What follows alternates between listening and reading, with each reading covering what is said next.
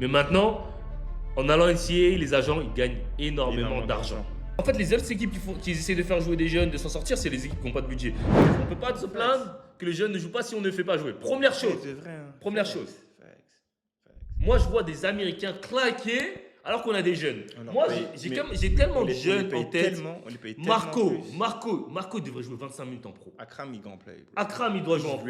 S'il est in shape. Parce qu'Akram, c'est ça son problème, c'est la shape. Tu sais qu'Akram, quand je l'ai vu à Storm, I was like, damn. Mais Akram is good, bro. He's good. Luka. Mais en fait, he's a baby Luka, for real. He tough as hell. En fait, the pace that he have on the court, like he control anything. And he see everything. En fait, he's a shot creator. He got everything in his game. Like, his bag is deep as fuck. Like, OD, for real. Il est vraiment, vraiment fort. Akram, j'ai regardé, j'ai dit, wesh. Fort. Ah, ouais, you should try. Ça, il a 100% raison sur ce point-là.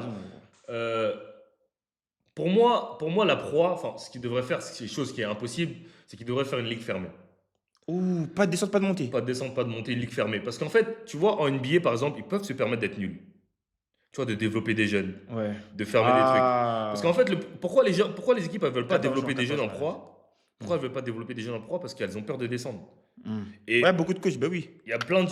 En fait, les seules équipes qui essaient de faire jouer des jeunes, de s'en sortir, c'est les équipes qui n'ont pas de budget. Mais les équipes qui ont des budgets, elles Alors, je parle en mode La Rochelle, les bails comme ça et tout. Un peu. Elles essayent de faire sortir même Limoges. Tu vois, Limoges, ils avaient pas mal. J'avais Lucas. En fait, les équipes qui ont du budget et qui ont des choses à jouer, elles disent mais non, on ne peut pas se permettre de faire jouer des jeunes. Et il faut dire la vérité, les jeunes, si tu les lances pas dans le bain, si tu les laisses pas faire des erreurs, comment tu veux qu'ils progressent? Ils vont jamais progresser. Ils peuvent pas. En NBA, tu crois que les mecs, quand ils arrivent, ils sont pas parfaits. On s'en fout. On te laisse faire. C'est comme ça que tu développes ton game. En fait, genre, comment tu veux que les jeunes soient prêts? Ils disent ouais, mais les jeunes ne sont pas prêts. Mais quand tu veux qu'ils soient prêts, s'ils jouent pas. Et maintenant, quand ils partent en NCAA pour être prêts, vous dites aussi ne va pas en NCAA. Moi, je vois même Jara qui part en NCAA, qui est en France, qui a eu quelques soucis avec son formation et tout. Mais il était fort, gros. Qui va aux States, qui repart. Il revient 4-5 ans plus tard, il va en proie. Pour moi, si tu le fais, parce que là, récemment, depuis que le nouveau coach il est arrivé, il joue beaucoup plus. Il a beaucoup de temps de jeu, etc. Mirko truc là, je sais pas quoi. Mais si tu le mets dans le sein du départ, tu lui donnes les minutes qu'il a depuis le début de la saison, il fait partie d'un des meilleurs postes 4 du championnat. Il joue 4-5. Il a 12 points à peu près. Il est en train de bousiller cette saison, tu vois. Donc, c'est-à-dire que les mecs qui partent au State, ils reviennent, ils bousillent.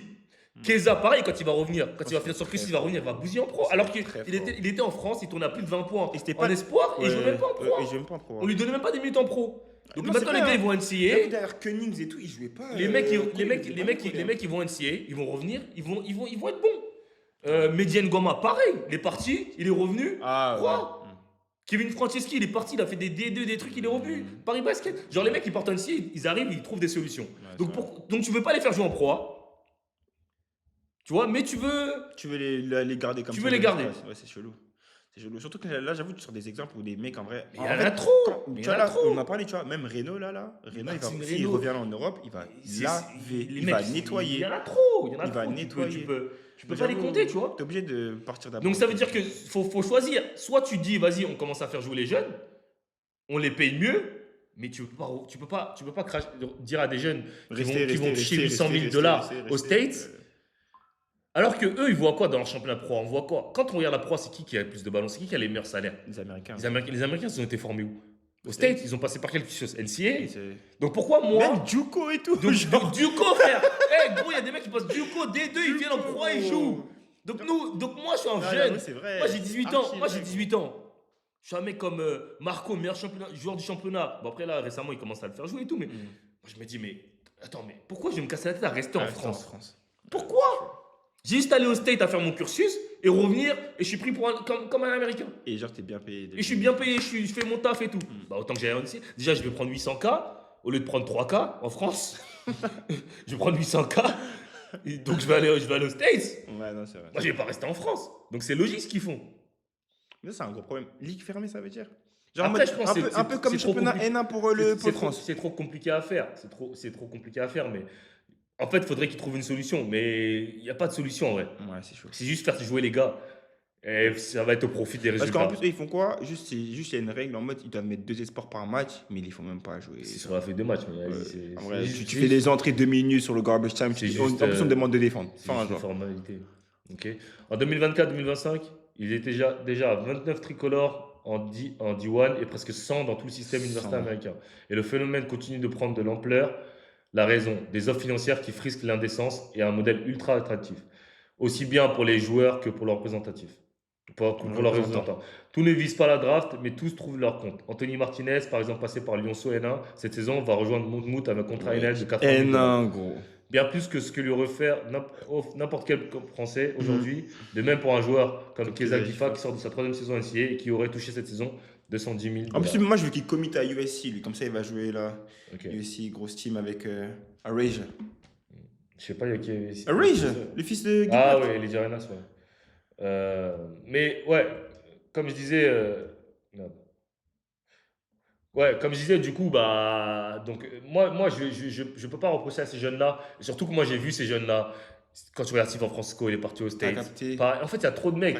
Il y a trop de mecs qui sont partis aux States. C'est vraiment l'exemple. Et les gars, aussi, partir aux États-Unis, c'est pas synonyme de réussite. Dans le basket, de toute façon, ce monde-là de pro, de basket, etc., il n'y a pas de pourcentage de réussite 100%. Non. Dans tous les cas, le pourcentage, il est minime.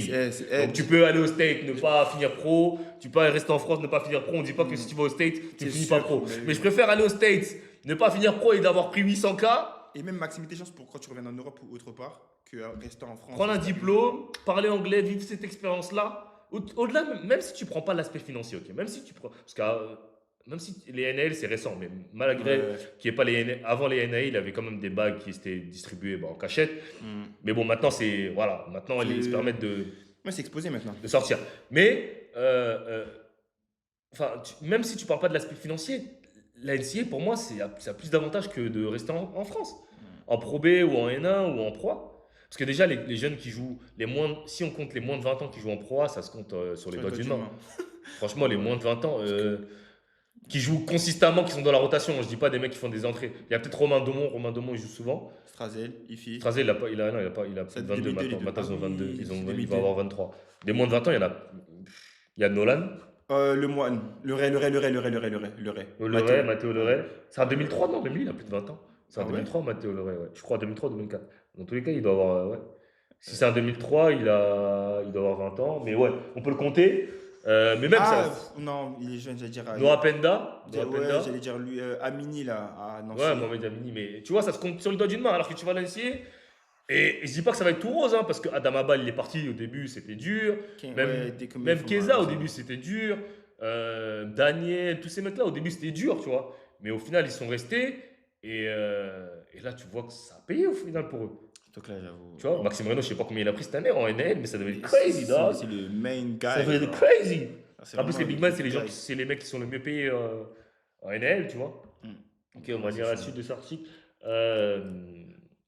Depuis 2021, le système NCA a mis en place le NAL dont les dollars proviennent des sponsors privés, des marques de collectifs de supporters donateurs, des droits TV et du merch. Après nous être renseignés sur le système universitaire américain, nous avons appris que le plus souvent les joueurs touchent 60% du montant total de la NAL, pendant la saison en plusieurs versements, puis les 40% restant le 30 juin, à condition de ne pas s'inscrire sur le portal des transferts. Okay.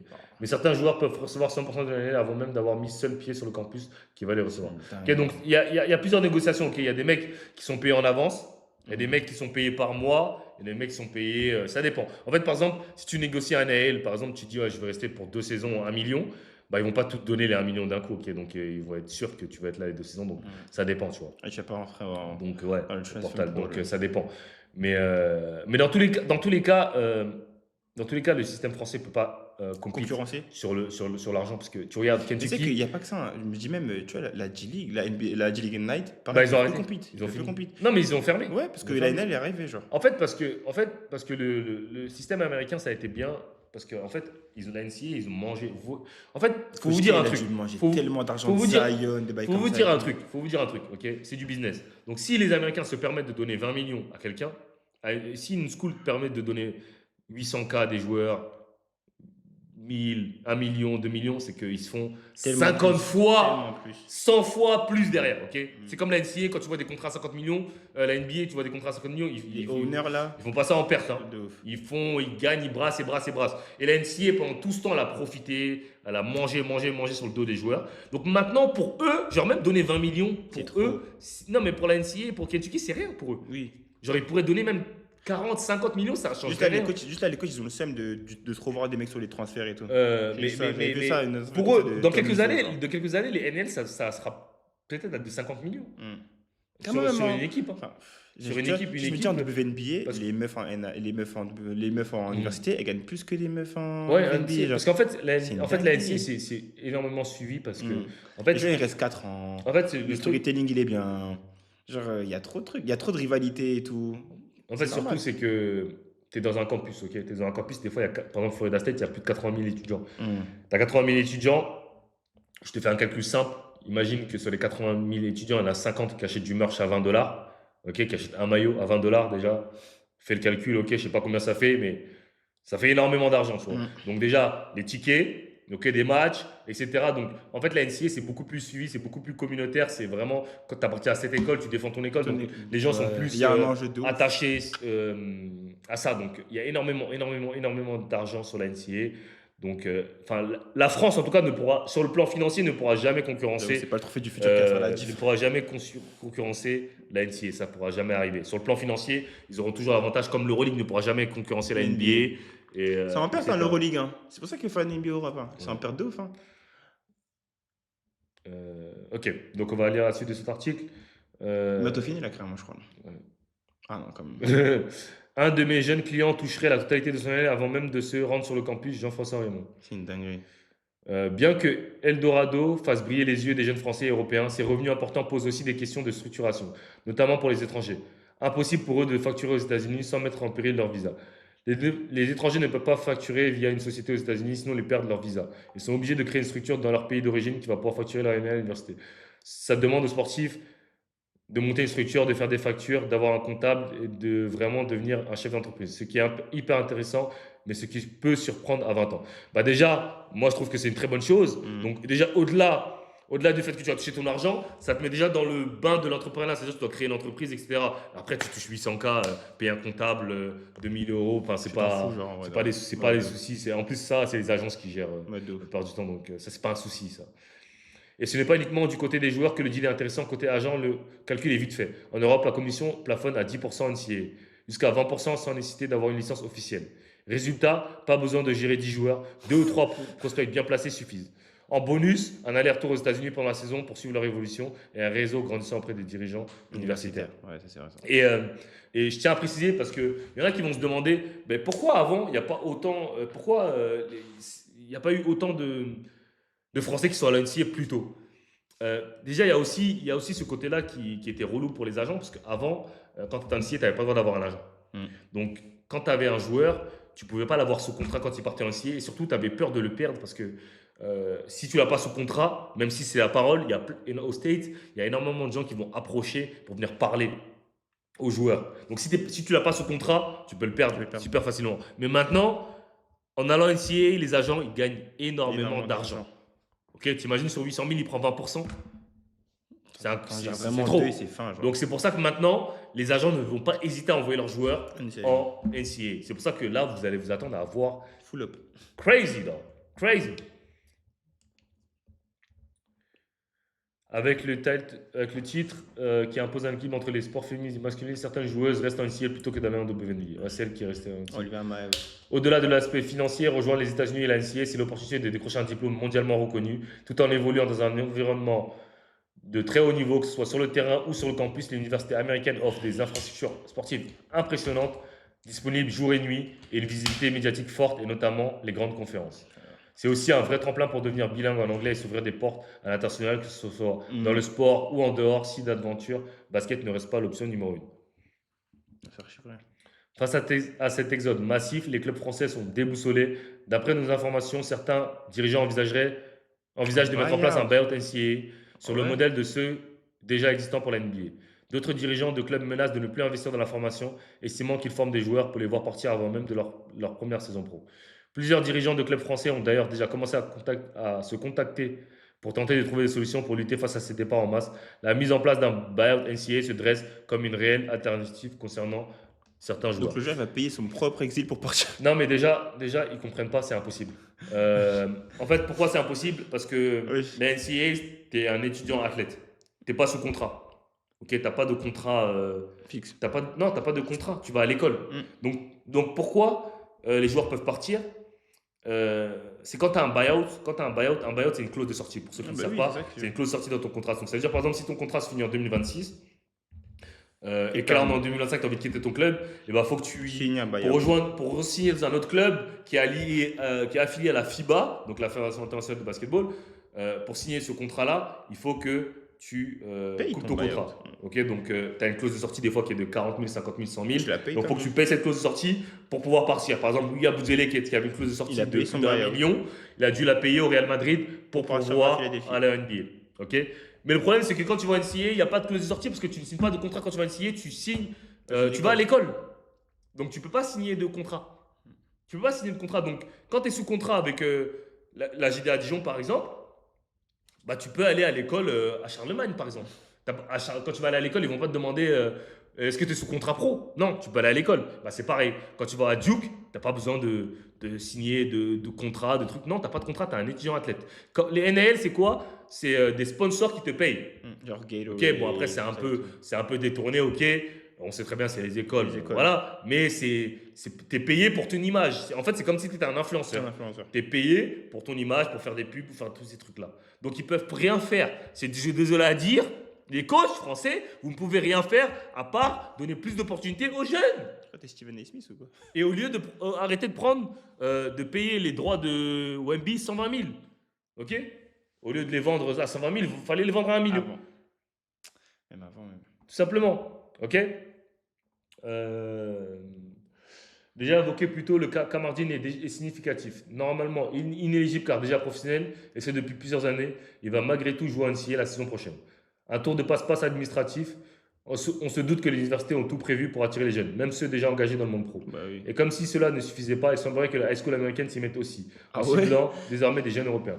Car oui, le basket français n'est pas le seul touché, c'est tout le basket européen qui est impacté. Ça, c'est depuis longtemps, de toute façon, en high school, les gars. Ça fait longtemps, après, ils payent sous la table, mais ça fait longtemps qu'ils. Donc, tu penses à dire si Sylvain Carré touchait des sommes un peu. Je peux pas parler des autres gens. Tu sais, touché des sommes quand il est parti jouer en AAU et en AFC. Ça, je sais pas. Je peux pas parler des gens que. Je sais pas, je peux pas parler des situations, mais je veux pas parler des gens. Enfin, c'est pas mon business, mais moi, je sais que les gars sont payés. Donc, voilà. En France, si les joueurs veulent s'entraîner à n'importe quelle heure, il ne peut pas car le gymnase est pris. Aux États-Unis, il prend son ballon et il y va quand il veut. Et au-delà d'y aller quand il veut, pourquoi ça fait pas faux? Il a un coach. Il a un coach à n'importe quelle heure. Moi, je vais donner je vais pas donner le nom du club et le nom du joueur, mais il y a un joueur qui était pro et qui me disait putain, ça me casse la tête. J'ai envie de m'entraîner, mais j'ai pas de coach individuel qui peut être là pour m'entraîner. C'est une dinguerie. Je dis, j'ai pas de coach individuel pour m'entraîner, j'ai personne pour me faire bosser, j'ai personne pour faire taffer mes skills et tout. Comment je fais? J'ai besoin de quelqu'un pour prendre le numéro, moi je peux pas. Je suis obligé d'aller shooter tout seul. Je suis en Pro A. En NCAA, tu peux appeler un mec à 1h du matin, tu appelles un coach, viens prendre le rebond, he's here.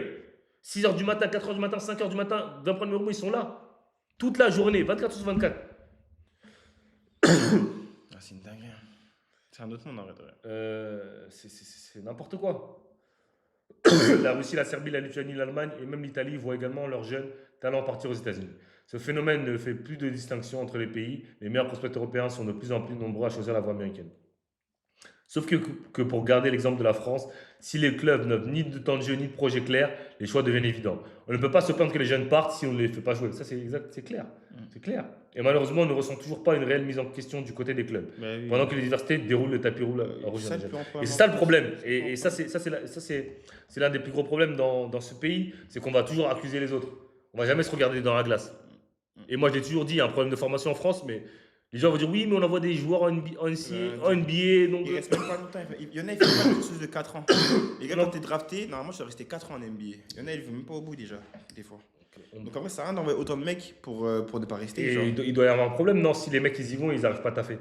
Et il y a un problème. Donc voilà. Aujourd'hui, il est impossible pour un club européen de rivaliser avec les sommes proposées par l'NCAA et pendant que les États-Unis investissent dans le développement, l'Europe se demande comment ne pas se faire piller. Mais à défaut de pouvoir lutter financièrement, le basket français devrait jouer le jeu de la modernité, donner des responsabilités, offrir du temps de jeu et construire de vrais projets de carrière pour ces jeunes talents. Car pour eux, le choix est clair. est clair. D'un côté, un avenir encadré, médiatisé, valorisé. De l'autre, des promesses sans garantie. Et si rien ne change, la fuite des talents ne fera que s'intensifier. Je veux bien qu'on veuille garder nos prospects, mais en fait, de toute façon, pour moi, les top prospects ne partiront jamais. Les tops de chaque draft ne partiront pas. Reza Shea, Nolan, Wemby, tous ces mecs-là. On va pas arriver au stade où les gars qui sont assurés d'être top 10, top 5, ils vont aller à la draft. Pour moi, ça n'arrivera jamais. Tu penses? Non, pour moi, ça n'arrivera jamais parce que c'est trop de risques. Ils préfèrent rester en France et assurer leur place. Les mecs qui vont y aller, c'est des mecs qui n'ont pas de garantie d'avenir. Qui n'ont rien à perdre. Ouais, qui n'ont rien à perdre. Voilà, tu vois, Ilias Kamardine, il a 22 ans, il n'a rien à perdre. Surtout qu'en plus, il est même plus éligible. Il a tout à gagner, tu vois. Ouais. Après, on a NCA, justement, il peut se faire drafter encore, mais après, je trouve ça un peu bizarre que des mecs qui sont fait 2-3 ans pro, ils puissent quand même aller. Bah oui. Et toi, tu penses que, par exemple, Ilias Kamardine, tu penses qu'il va faire quoi comme stat dans la SEC au Lemis? Il va rester dans ses stades de pro. Hein. 7 points. Il va pas bousiller. Ouais, il va rester dans ses stades de pro, il va pas bousiller. Il n'a pas bousillé. Dans sa conférence, il y a qui? Il y a les Kentucky, des trucs comme ça et tout. Il joue en SEC. LSU. Ouais, non. Alabama? Ouais. Non. Non, il va pas bousiller. Gros. Il va rester dans les 7,5 points. Je pense qu'il va jouer peut-être un peu plus du coup. Ouais. Mais il va pas bousiller en vrai. 10-5-3? Non, c'est trop. 10-5-3? Ouais. Non. Après, il faut savoir un truc aussi. Il a pris 800 000, ok? Il y a des gens qui disent. Il y a des gens qui vont se dire s'il a pris 800 000, c'est qu'il va jouer. Mais il faut comprendre que dans ton équipe, tu peux prendre 800 000. Il y a un mec qui devant toi qui a pris 5 000. Il va jamais jouer, gros. Vraiment. Non. Je pense qu'il va jouer quand même. Il va jouer. Dans le jeu. Après, ça dépendra de s'il taffe ou s'il taffe pas. Olimis, c'est pas une big school. Hein. Non, Olimis, c'est pas une big school. Mais... Non, mais ça va, c'est une high major quand même. Olimis, c'est une grosse major. Bah, t'es dans une top conf. T'es dans la SEC, t'es la high major. Ok, ça veut dire, Notre Dame, chez les garçons, ils jouent dans la ACC avec Duke et tout. Ouais, c'est la high major. À partir du moment où t'es dans une. C'est pas dire que c'est une top school, mais c'est la high major. Ah, ok. High major, c'est quand t'es dans les grandes conférences. Dans les post-school, t'es considéré comme un high major. Par exemple, Keza, là où il était, c'était pas une high major, c'était une mid major. Mais ils sont quand même allés à la Marchandez, tu vois. C'est une dinguerie. Mais à voir. Non, moi je pense qu'en vrai, il va jouer. Non, moi je vais dans les mêmes stats que le truc. Le temps qu'il s'adapte au terrain, aux balles, aux règles, pace. Non, il va rester dans 7 et tout, je pense. Après, le seul indicateur qui peut faire dire plus, c'est quand FIBA est dominé, mais c'était l'Europe, quoi. Après, bon, ouais, comme on a dit, l'Europe, ça reste l'Europe. Tu domines le championnat U20, tu bats l'Espagne, tu mets un buzzer à 3 points avec la planche, ok, mais. Non, mais c'est vrai, c'est ce qu'il a fait. Mais en vrai, tu fais ça maintenant, enfin, tu vas faire ça contre des mecs de ton âge, même plus jeunes, aux États-Unis. Genre l'année prochaine, là, je vois pas trop. Il y a une Kamardine, défenseur Rich Benza, quoi. Même Wemby disait que le coach cherchait à le rejoindre. Bah oui, mais en fait, c'est comme j'ai dit, c'est une question de formation. En fait. La formation n'est pas. Elle est tout simplement pas bonne, tu vois. C'est pour ça que moi, je dis tout le temps à mes gars, on peut critiquer Rudy Gobert. Mais Gobert, le jour où il va parler de la formation française, on va tous se taire. Il va jamais le faire. Mais s'il le fait, on va tous se taire. Et on va tous comprendre. Il va jamais le faire. Ah, mais c'est même parce qu'il peut arrêter des carrières s'il le fait. Il arrête des carrières, gros. Non, il va pas arrêter. Les mecs qui sont dans le système, ils savent qu'ils sont nuls en formation. C'est juste que en fait, c'est les fonctionnaires, donc, mais ils savent très bien. Les mecs savent qu'à l'INSEP, ils forment mal. Les gens le savent. Et même les mecs qui sortent de l'INSEP, ils le disent et ils critiquent. Ils disent tout le temps, ils disent c'est gaze. Donc tout le monde le sait en fait. Et même le fait que l'INSEP joue en N1, pour moi, c'est n'importe quoi. Genre, ils devraient pas jouer en N1. Pour moi, ils devraient jouer avec les espoirs. Ouais. Ce serait plus intéressant de jouer contre les espoirs parce que. J'ai pris pour ce jour. T'as dit quoi? Un mec a dit j'ai pris pour ce jour. Parce qu'en fait, pourquoi pour moi, ce serait plus intéressant de jouer avec les espoirs? Parce que déjà. Jouer en N1, déjà quand ils perdent, ils disent c'est pas grave. Ouais. Genre vous avez perdu, c'est pas grave. Même ça, c'est public. Même les mecs d'équipe adverse, tout le monde. Hein. En fait, ils jouent des matchs sans jeu toute l'année. Et ils descendent pas. Il n'y a pas de pression pour eux. Et déjà, ça, pour moi, c'est la pire des choses. Parce que niveau mental, ça te forme pas bien. Genre ça te forme à la loose. C'est pas une bonne mentalité. Genre les carrés, tu vois. Genre les carrés, tu vois, tous les games, faut gagner et tout. Tu vois, genre. Moi, je me rappelle quand on a joué contre Finley Prep, alors que nous, on était une petite school. T'as joué contre Finley Prep? Ouais. Il y avait PJ Washington. Ouais, c'était à l'époque où il y avait PJ Washington. Et genre. It was tough. Ouais. It was a McDonald's and stuff like that. Et genre, le jour où on a joué contre eux, genre, nous on était dans le car, je me rappelle, on allait là-bas, genre, on disait on va les laver, genre. Alors qu'on n'était même pas une team rocket, à cette époque-là, ils étaient top 3. C'est pour dire dans la mentalité, genre, que les gars, ils étaient. Attends, mais we're gonna kill them. Il y avait Bol Bol aussi. Hein. Non, il n'y avait pas Bob. Non, mais pas quand j'étais Après. là. Ok. Il y avait un mec qui s'appelait Lamine Diané. En fait, ils avaient 6 gars qui allaient en D1, les majors. Et il avait des stars. Bah, c'était PJ Washington, la plus grosse star, et c'était son père, le coach, à cette Ok. époque-là. Le père PJ Washington, mais maintenant c'est fermé, Finet Prep, carrément, il n'y a plus. Ah, Fait que c'est une grosse school, hein, de base. Hein. Ouais. Grosse school. Mais ils ont eu des problèmes financiers et tout. Tu connais quoi. Mais bon, bref, ouais, c'est pour dire que, genre, dans la mentalité américaine, genre, on peut jouer contre qui, on peut battre n'importe qui, on s'en Ouais. fout, on s'en bat les couilles, peu importe On qui est on là pour joue, tu vois. gagner, genre. On est là pour gagner, on est là pour truc. Alors qu'en France, l'important, c'est participer. Hein. Voilà quoi. C'est ça le Tu problème vois, déjà. c'est ça déjà. Et donc, moi, pour moi, il devrait déjà, l'INSEP, être dans le championnat Et sport. espoir. Déjà, ça fera mieux parce que les espoirs voudront les bousiller, voudront prouver que, ouais, on vous bousille, et eux, ils voudront bousiller les espoirs, etc. Donc, ce serait beaucoup plus intéressant pour moi. Pour moi, après, Je sais pas. chacun a son avis. Moi, je pense que pour moi, il ne devrait pas jouer un an. Ça sert à rien. C'est trop.